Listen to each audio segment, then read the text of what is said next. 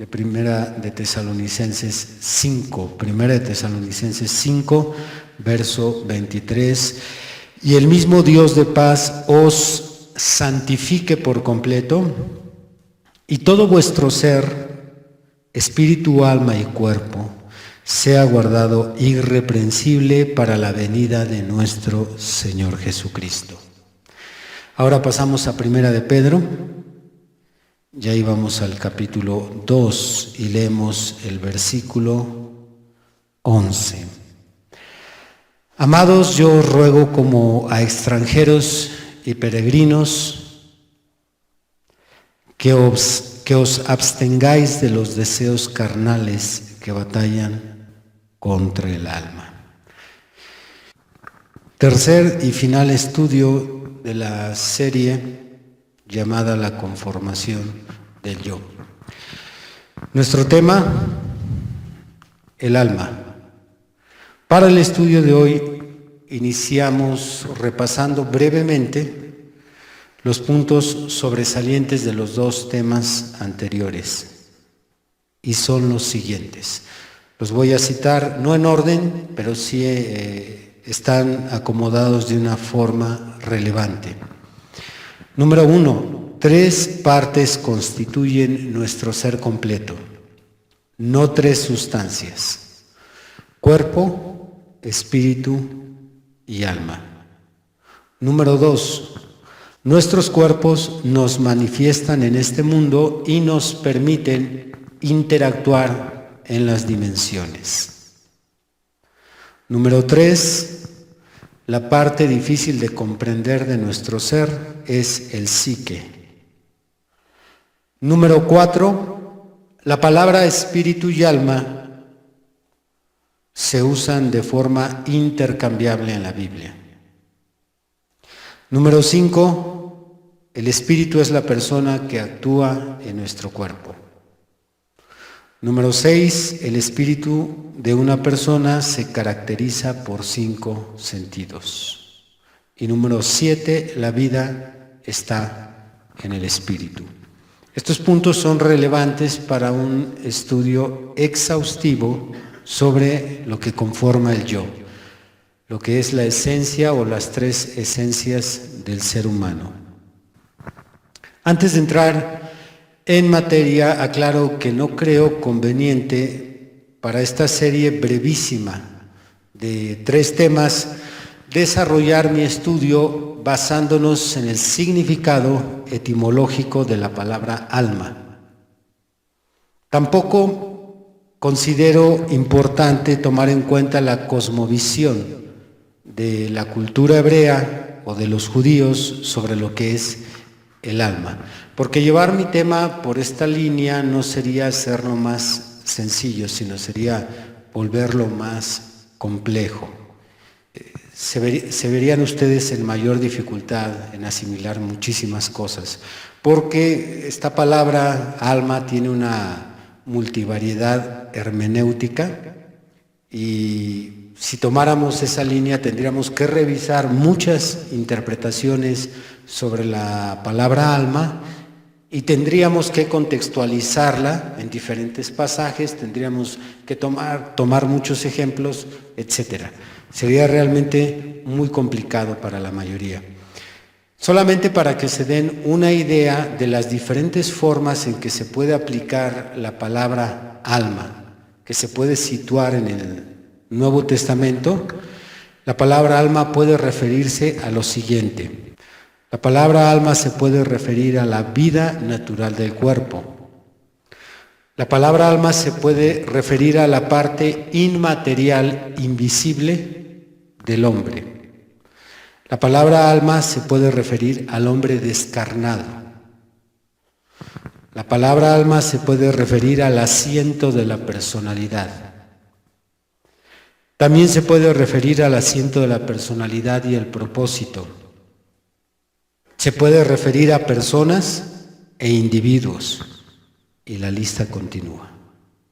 Entonces es muy amplio como para tomar esa línea, así que vamos a tratar de manejarlo de una forma más sencilla, porque a esto, si le agrego el Antiguo Testamento, porque esto es solo en el Nuevo Testamento. En el Antiguo Testamento aparece la palabra alma más de 780 veces. Y cada una de esas ocasiones entran en un grupo de 7 u 8 conceptos diferentes los unos de los otros. Así que nos preguntamos, ¿por qué es tan complejo, al analizar todo esto, por qué es tan complejo en descifrar esta palabra, aún para los eruditos? ¿Por qué se ha vuelto tan complicado? El problema fundamental es que no existe en el castellano un equivalente al hebreo, ni del vocablo, ni de la idea alma. No existe. En realidad, en el pensamiento hebreo no se conoce ni la composición u oposición de lo que es cuerpo y alma. No lo conocen los hebreos porque estos términos son de origen griego y latino.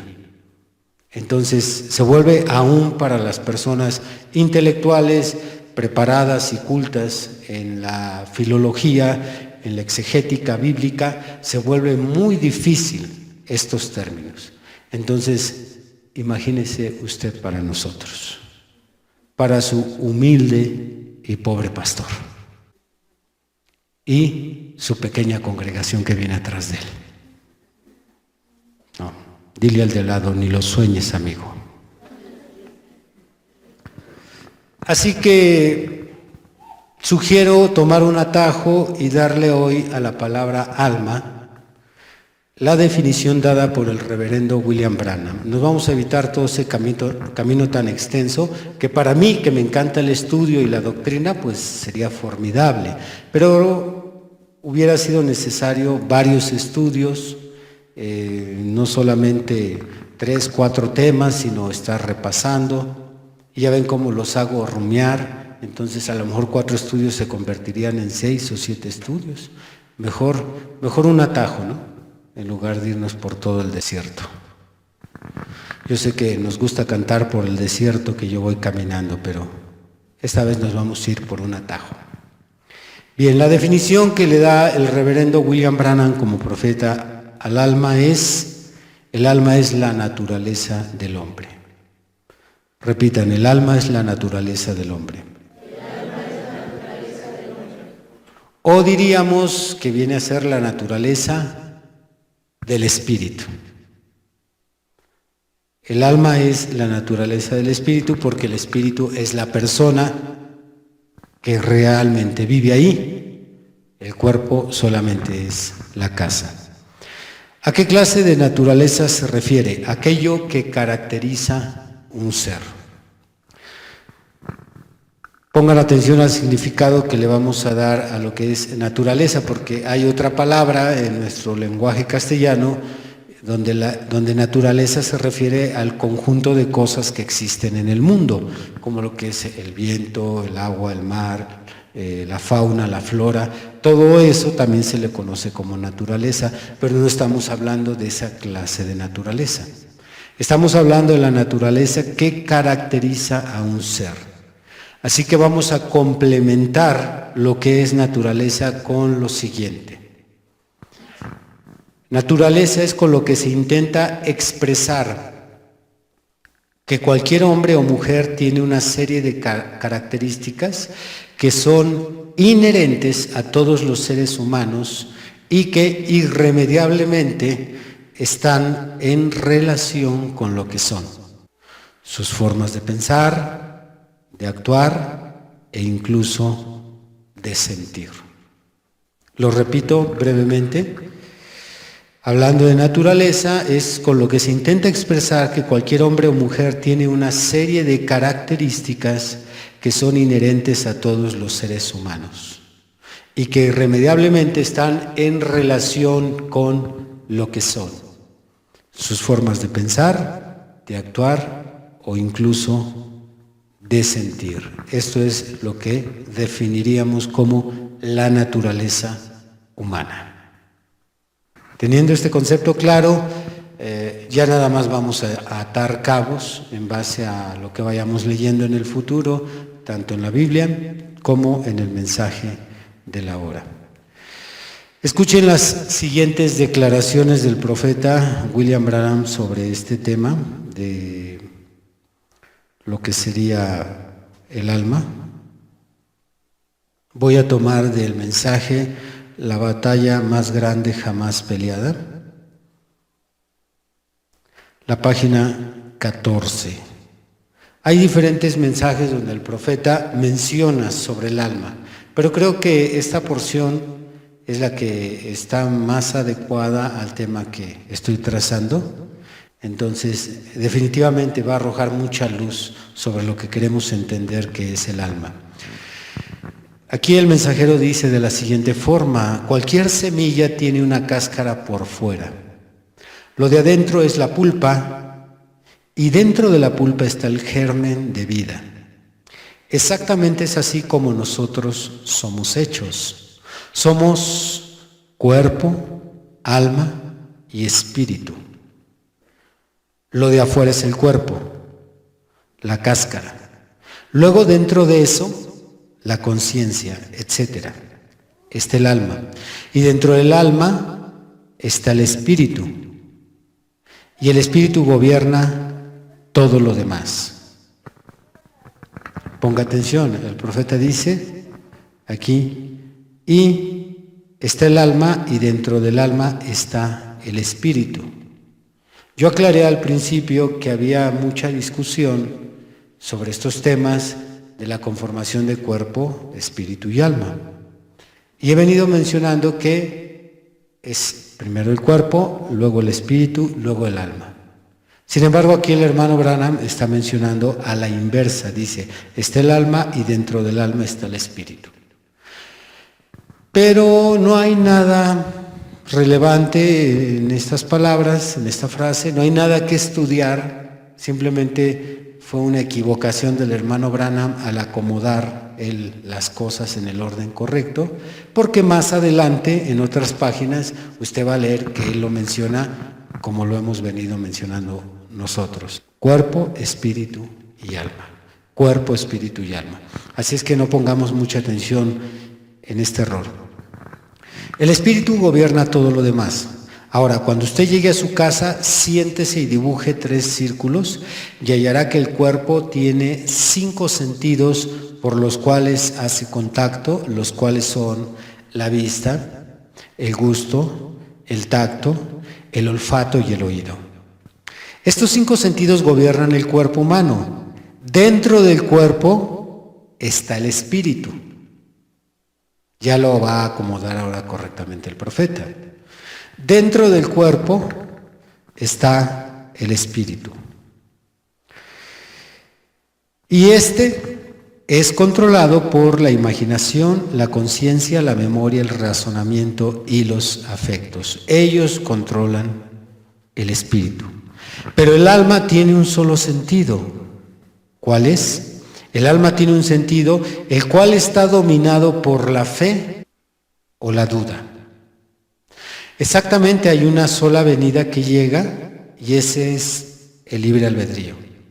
Usted bien puede aceptar la duda o la fe, cualquiera que usted desee poner en acción.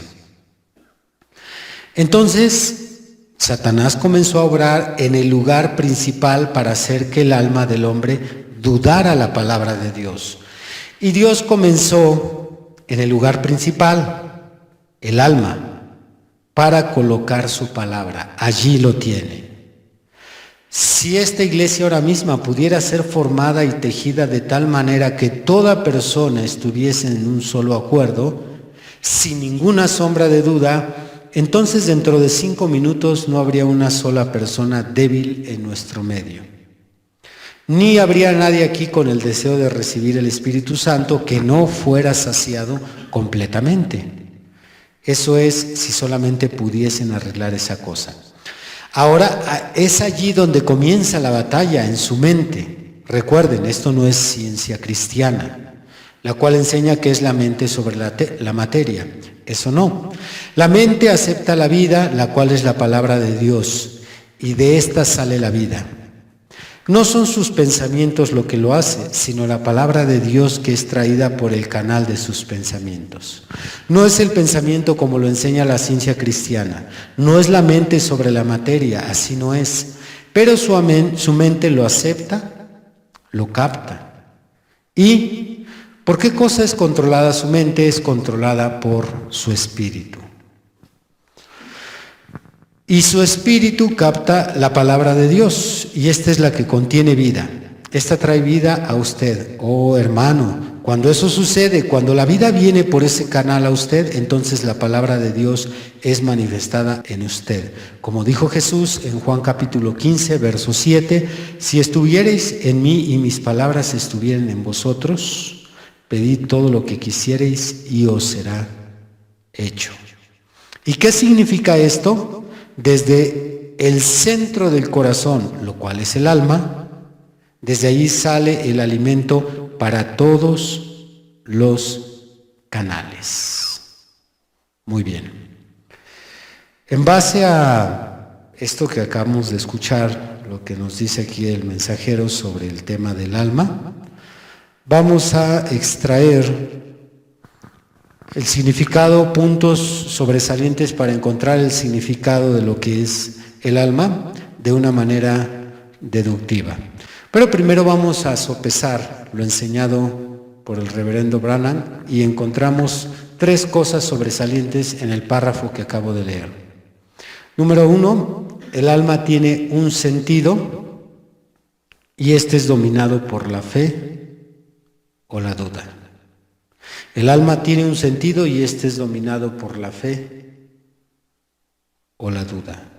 2, Dios coloca su palabra en el alma. Y 3, desde el alma sale el alimento para todos los canales. Repiten después de mí, el alma tiene un sentido. Y este es dominado por la fe o la duda. Número 2, Dios coloca su palabra en el alma. Y número 3, desde el alma sale el alimento para todos los canales.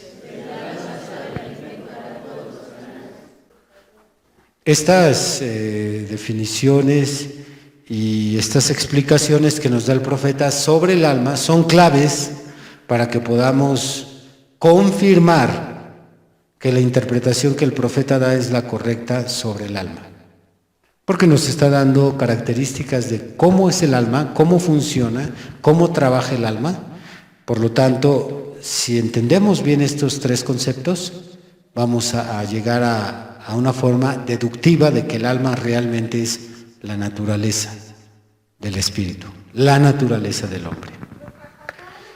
Aunque nos ahorramos analizar 780 palabras o pasajes donde aparece la palabra alma, aún así no crea que iba a ser muy fácil. Se tiene que quebrar un poquitito la cabeza, ¿sí? Dile al de lado, québrate el chícharo, tantito. Muy bien, vamos a estudiar estos 3 conceptos que nos da el profeta sobre el alma, extraídos del mensaje La batalla más grande jamás peleada. Y comenzamos con el primero. El alma tiene un sentido y este es dominado por la fe o la duda. En el tema anterior vimos que el cuerpo tiene 5 sentidos, el espíritu tiene 5 sentidos, pero el alma solo tiene un solo sentido. Uno nada más. Y si este único sentido es dominado por la fe o por la duda, aquí hay una pista interesante. La duda o la fe solo pueden operar en 2 de nuestros 5 sentidos, hablando de los sentidos del espíritu, no del cuerpo, porque recuerden que los sentidos del cuerpo no nos caracterizan, solo nos ayudan a interactuar en las dimensiones. Pero aquí aparece la duda y la fe. Y la duda y la fe se relacionan directamente con la conciencia y el razonamiento. Usted no puede dudar con sus afectos. Usted no puede dudar con su imaginación. Usted no puede dudar con su memoria. Cuando usted duda con su razonamiento y con su conciencia. Cuando usted cree gracias a su razonamiento y lo cree por medio de su conciencia. Solo podemos deducir de esto, de estos dos sentidos, sacamos la conclusión de que si ellos son los que nos ayudan a dudar o a creer, entonces los animales no tienen alma. ¿Por qué los animales no tienen razonamiento ni conciencia? Así es que alma solamente tiene el ser humano, por estos dos sentidos. Y ese es el único sentido que tiene el alma. El alma tiene un solo sentido. ¿Qué sentido es? Exactamente. No confundamos. La fe o la duda controla ese único sentido que tiene el alma. Pero la fe y la duda no es el sentido del alma. No. Fe y duda controlan ese sentido. O el sentido de tu alma es controlado por la fe o es controlado por la duda. Ese único sentido del alma es la voluntad. Ese es el sentido del alma. La voluntad, la cual existe gracias a la conciencia y el razonamiento. Gracias a la conciencia del hombre y el razonamiento que tenemos en nuestro espíritu es que podemos tener voluntad. En este sentido que estamos hablando, o en este punto que estoy mencionando, es nuevamente que se confirma que los animales no tienen voluntad. Ellos actúan por instinto, no por voluntad. Vamos a ver cómo es que Dios apela a la naturaleza del hombre para que sea por ese sentido del hombre que bajo su conciencia, que le permite distinguir de lo que es correcto de lo que no es correcto, y con su razonamiento con el que puede evaluar su decisión, el hombre tome una decisión de seguirle a Dios o no seguirle, de obedecerle o no obedecerle. Por eso es que explicamos en el tema anterior que el perro, la puerca, el toro, la vaca, un chivo, ninguno de ellos va a juicio. No pueden ser juzgados, porque ellos no tienen voluntad de seguir a Dios o voluntad de darle la espalda a Dios. Quien tiene voluntad es el hombre. El hombre dice por voluntad propia, no quiero nada de Dios, no me interesa la religión, no me toques nada de la Biblia, yo no quiero saber nada de tu Dios. Ah, esa es tu voluntad. Muy bien. Esto se debe a su naturaleza. ¿Hay algo que está controlando el sentido de su alma? ¿Cuál es el sentido? La voluntad. ¿Y qué controla la voluntad de ese hombre? La duda. La duda por medio de razonamientos o conciencia. Hay que tener bien acomodado esto, porque amerita una explicación, más cuando tenemos que platicar con un psicólogo o una persona que tiene nociones o conocimiento del psique. Se le puede decir, usted sabe que tenemos una conciencia, usted sabe, estudiado que tenemos un subconsciente. Bueno, esa conciencia trabaja de esta forma. Hay sentidos en nuestro ser. Entonces, una palabra, un concepto mal acomodado, ya no llegamos a lo que queremos llegar. Bien, veamos cómo Jehová apela a la voluntad del hombre. Él apela a la voluntad del hombre porque el hombre tiene voluntad, porque tiene naturaleza, porque tiene un alma. Vamos a tomar, entre muchas escrituras que hay, escogí Isaías. Isaías capítulo 1. ¿Alaban a Dios? Bendito el Señor por siempre. Isaías 1 dice en el verso 16. Lavaos y limpiaos, quitad la iniquidad de vuestras obras delante de mis ojos. Dejad de hacer lo malo, aprended a hacer el bien, buscad el juicio, restituid al agraviado, haced justicia al huérfano, amparad a la viuda. Venid luego, y dice Jehová, y estemos a cuenta. Si vuestros pecados fueren como la grana, como la nieve serán emblanquecidos. Si fueron rojos como el carmesí, vendrán a ser como blanca lana. ¡Qué tremenda invitación! Dios le dice al hombre, ven, deja de hacer lo malo, haz lo bueno. Y si hay pecados que te condenen, yo voy a emblanquecer esos pecados. Ven, un llamado a dejar de hacer lo malo, un llamado a hacer lo correcto. Pero después de la invitación, Jehová va a apelar a la voluntad del hombre. Vea lo que dice el versículo 19. Si quisiereis y oyereis, comeréis del bien de la tierra, o te irá bien. Si no quisiereis y fuereis rebelde, seréis consumidos a espada, porque la boca de Jehová lo ha dicho. Ahí está la palabra de vida, ahí está el llamado, la invitación a dejar de hacer lo malo, a hacer lo bueno. Y esto no fue un evento único, esto es en cada culto. Dios habla a nuestra conciencia y por medio de ella nos hace ver lo que está bien, lo que está mal. A través del razonamiento evaluamos, ahora va a ser nuestra alma, la naturaleza de nuestro ser. Nuestra voluntad, ungida, controlada por la duda o por la fe. Si es controlada por la fe, yo acepto, yo creo que esa es tu palabra, Señor. Yo sé que me estás hablando directamente a mí, y abraza uno aquello. O si dudo, no me va a interesar. Si no quisierais, dice el Señor. No puedo obligarnos porque la voluntad tiene un salvoconducto, el libre albedrío. No voy a tocar tu voluntad. ¿No quieres hacer lo correcto? ¿No quieres dejar de hacer lo malo?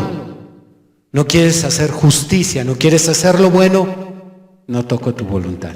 Tu libre albedrío te protege, te resguarda. Pero las consecuencias te vendrán. O vas a comer del bien de la tierra, o vas a ser consumido a espada. ¿Alaban a Dios? Amén. Bien, como que entonces ahora sí empezamos a ver con más claridad este término de alma como la naturaleza del hombre. Bien, tenemos entonces ya en claro este primer punto, el alma tiene un sentido y está dominado por la fe o por la duda. Pero en el punto número 2 mencionamos que Dios coloca su palabra en el alma. O más bien lo mencionó el profeta, nosotros nada más lo estamos repasando. El alma es el conjunto de características que nos individualizan y que determinan qué somos. Esto es conocido como alma, o también lo puede usted mencionar naturaleza. Nuestra naturaleza es lo que nos caracteriza como individuos, y aparte es lo que determina qué somos, cómo pensamos, cómo hablamos, cómo actuamos, qué es lo que sentimos. Todo eso, ese conjunto es nuestra naturaleza. E inmediatamente al pensar en cómo actuamos, cómo somos, cómo sentimos, vinculamos lo que es la parte espiritual del alma con la genética. Porque biológicamente podemos entender que nosotros somos lo que somos por nuestros genes. Y aquí es donde está la revelación. lo que es la genética es la parte física del alma, y aquí está diciéndonos el profeta que ahí en el alma, por lo tanto, en la genética, la parte biológica o física del alma, ahí es donde Dios pone su palabra. ¿Alaban a Dios? Amén. Qué glorioso que ya nací yo con la palabra dentro de mí. Que todavía no se exteriorizaba esos genes donde Dios puso su palabra, porque está en el alma, es lo que dice el profeta. Ahí es donde el diablo quiere poner la duda, pero ahí es donde Dios colocó por primera vez su palabra. La palabra de Dios ya está morando en algunos de nosotros, y en otros no está la palabra. Dios no la colocó ahí. Vamos a ver esto, podemos citar diferentes versos, pero vamos a tomar solamente uno en el Evangelio de San Juan, capítulo 5. Dice en el versículo 37, está hablando nuestro Señor Jesucristo con los judíos de su tiempo. Dice, también el Padre que me envió ha dado testimonio de mí.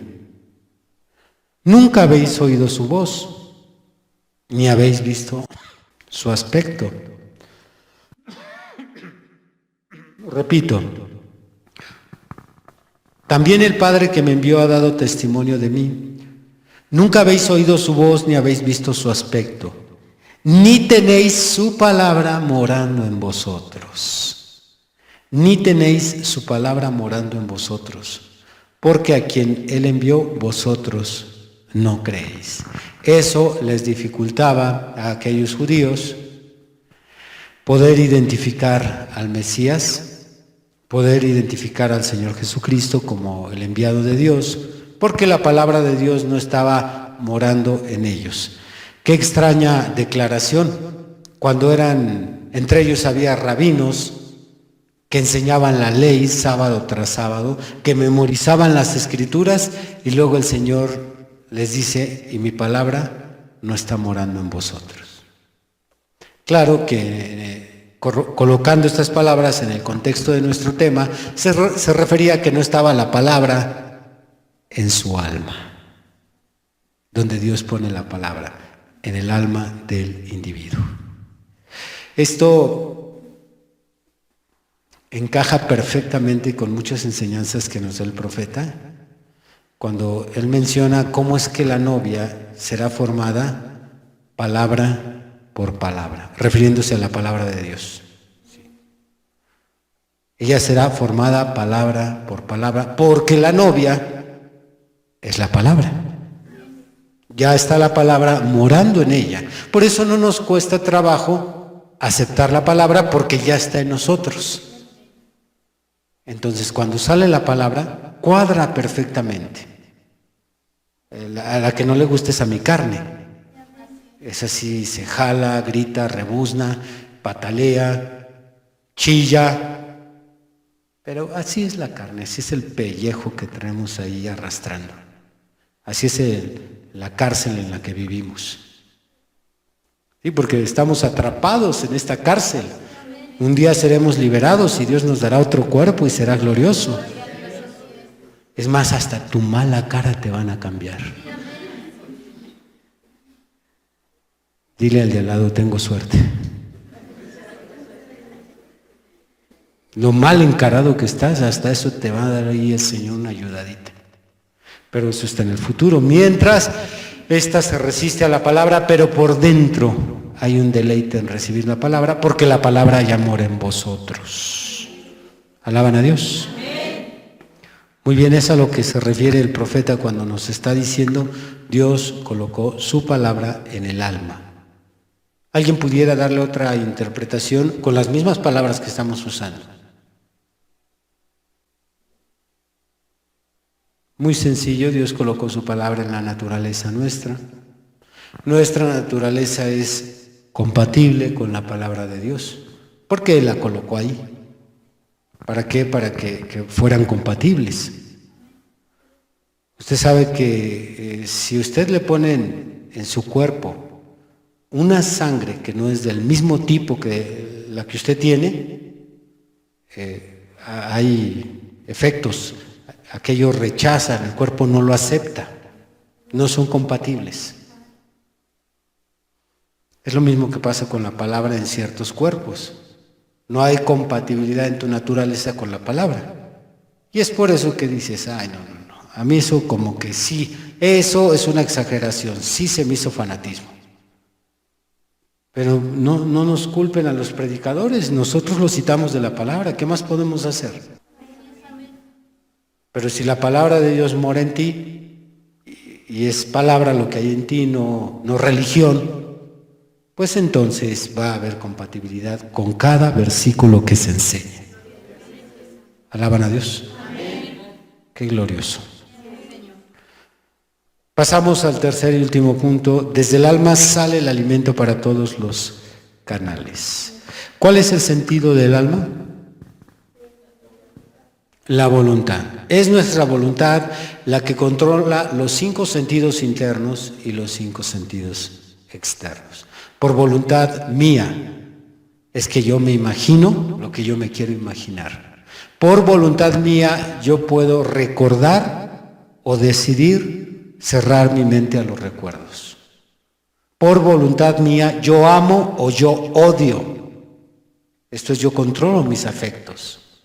Ese sentido controla los 10 sentidos. Si es mi voluntad voltear a ver a una mujer desnuda, volteo y la veo. Si es mi voluntad guardar mis ojos para Dios, me volteo en sentido opuesto y no la veo. Ese sentido controla los otros 10. Por eso dice el profeta, desde el alma sale el alimento para todos los otros canales. Los 10 sentidos están controlados por la voluntad. ¿Alaban a Dios? Excepto cuando alguien nos obliga a hacer lo que no queremos, quizás con una pistola, pero aun si nos obligaran, lo más común es que se dice, me obligas a hacerlo, pero voy en contra de mi voluntad, porque solo la voluntad tiene el control total de los 10 canales que el profeta ahí se está refiriendo a los 10 sentidos. ¿Alaban al Señor? Muy bien, preparemos el cierre. En base a este análisis que hemos hecho, podemos concluir que nuestro ser completo tiene 2 sustancias y 3 esencias. Nuestro ser completo tiene 2 sustancias, esto es cuerpo y espíritu, porque son sustancias. Pero no podemos hablar de 3 sustancias porque el alma, esto es la naturaleza, no es una sustancia, es un comportamiento, pero no una sustancia. 2 sustancias son el cuerpo y el espíritu, y el alma es una esencia. Somos una persona que es el espíritu, el cual vive dentro del cuerpo, y este espíritu tiene una naturaleza propia. Este espíritu tiene una naturaleza propia, el alma. La que define esa alma, esa naturaleza, la que define nuestro comportamiento. El espíritu de los animales no tiene naturaleza.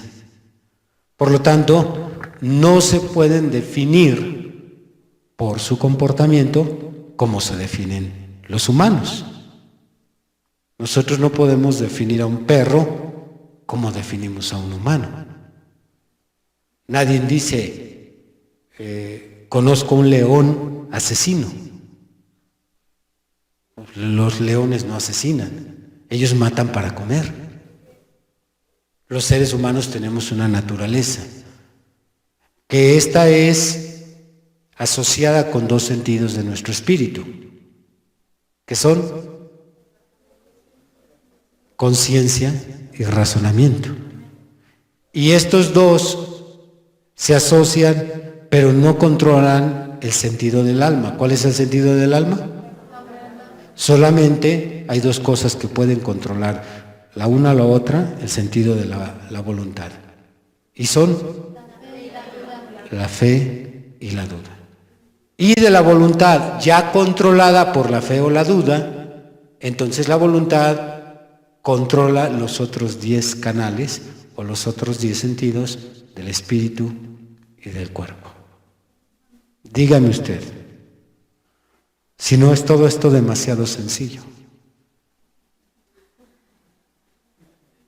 Muy sencillo. Pónganse de pie.